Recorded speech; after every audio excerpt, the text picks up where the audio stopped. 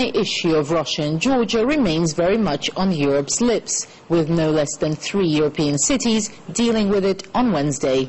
The region's security and humanitarian challenges were on the agenda in Geneva, but the high-profile meeting seems to have come unstuck over whether or not South Ossetia and Abkhazia should be given a voice. We're only going to take part in the discussions as equal members of the process. This time the Georgian side was against it, so nothing happened at all.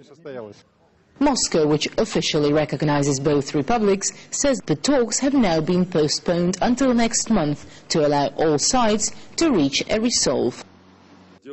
Due to reasons unknown to participants of the discussions, Georgia refused to take part in the plenary session, thus depriving us of the opportunity to clearly express our views and opinions, including those we'd prepared for the Georgian representatives.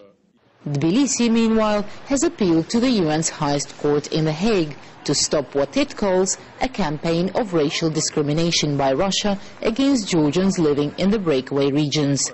But the International Court of Justice rejected Georgia's request to indict Russia for violating its territorial integrity. Instead, the court ordered both countries to refrain from any further acts of war and racial discrimination, prevent human rights abuse, and help with aid.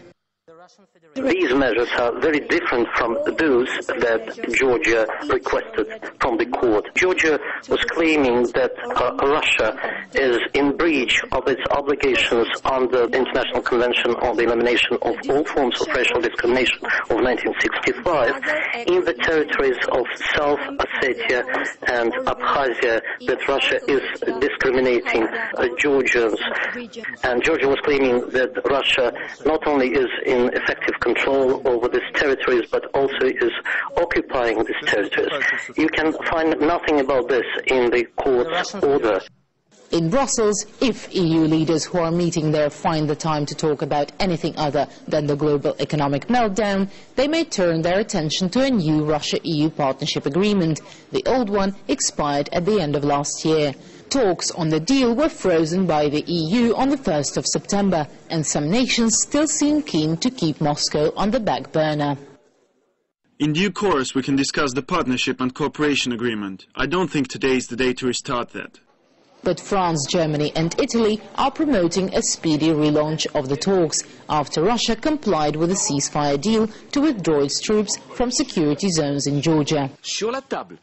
We have only briefly touched upon the question during the working dinner.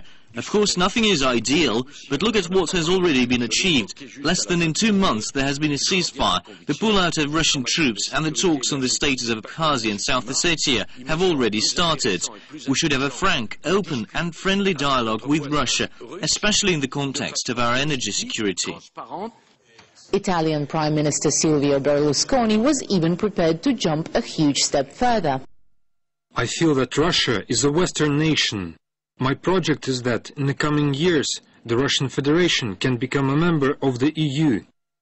The first day in Brussels didn't make the situation over the new EU-Russia partnership agreement any clearer. What is without doubt is that Russia and Georgia remain high on the European agenda, and Europe is likely to refrain from any harsh statements towards Russia, keeping its own interests in mind, especially with the financial crisis as a backdrop. Daria Pushkova, RT, Brussels.